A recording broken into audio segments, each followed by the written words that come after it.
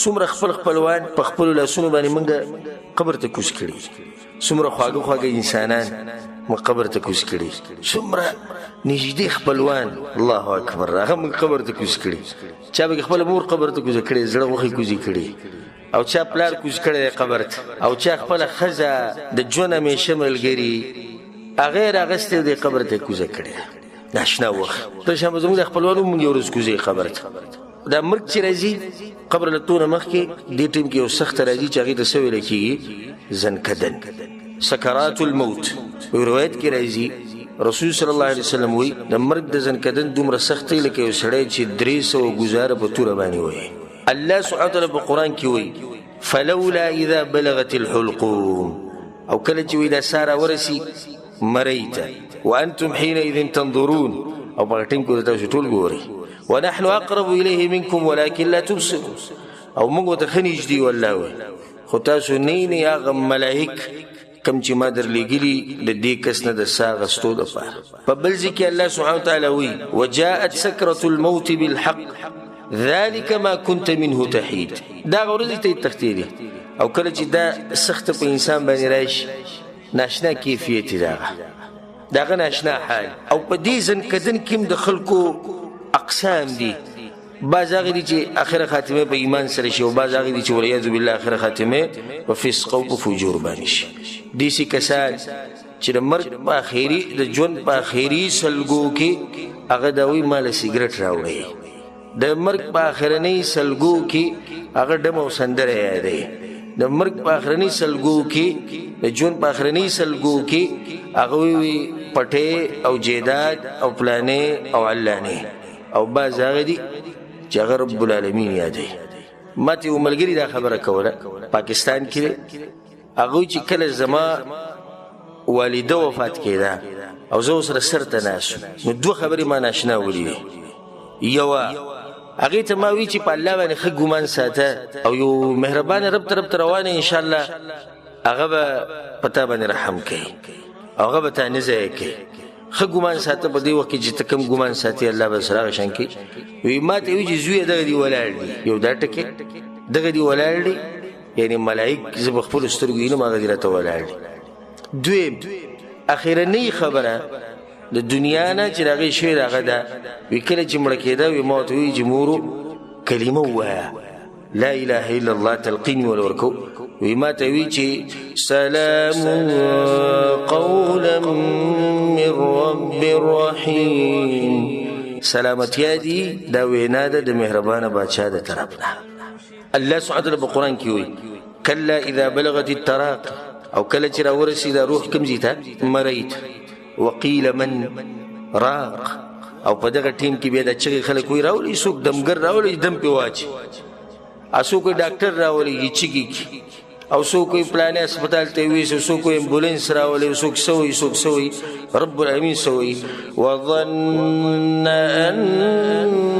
انه الفراق. الله وایي دا خلک خو په دې خبرو باندې ښه خو دنه ته پوه هغه ته پته لري چې دا جدایي وخت دی. دا خلک هسې لګیا دي، هغه ورته ګوري که تاسو لیدلی دا مړی زنکدن به تاسو لیدلی، دا مړی چې مړې سترګې تاوي راته وایي، یو ته ګوري بل ته ګوري، ویلی نه شي کنه دغه ورته وایي چې وخت ختم دی هسې ځان مه ستړی کوه. وظن انه الفراق. الله بیا څه وایي والتفت الساق بالساق.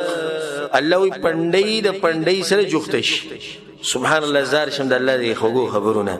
والتفت الساق بالساق، د ډېرې سختې نه دا پنډۍ د پنډۍ سره لګي.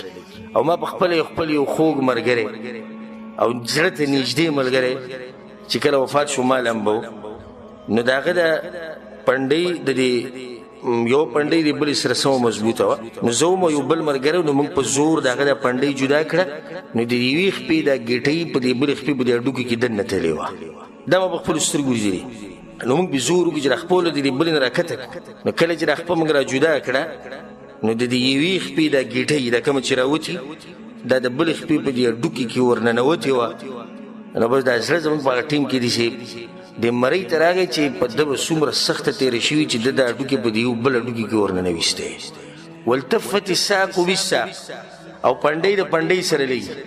او یو معنی دا ده سبحان الله دا کفن چې د دیم پنډي دا کفن دی د دیم سری او پنډي می د دې کفن د اخرنی ایسه چې کوي د پنډي دی د اخرنی ایسه پنډي دا لګي د انسان د پنډي سره وی تړي لپاسې به کپڑا راوړي کې سور ختم والتفت الساق بالساق پنډي د پنډي سره ولګي یا الله ولي الى ربك يومئذ المساق الله خپل رب ته په سفر باندې وته ځکه پنډي د پنډي سره ولګي دا سفر دا موت باندې مرسي الله اکبر زمانه پنډي وندي او بسر جوفتي او سره هم جوفتي سر دومره د پته نشي چې کله وکي او دا پته نشي چې بکم حال وکي او دا پته نشي چې په ټیم کې موږ په سبانه مصروف او سبق او سبق دوش پی ځان سره یاد ساته په ذهن کې یو شپه چې ته د بچو سره تیرې ملګرو سره تیرې او سم خوشاله او پیسې کته پیسې بره دنیا می دومره وګټله دومره د پاتې شو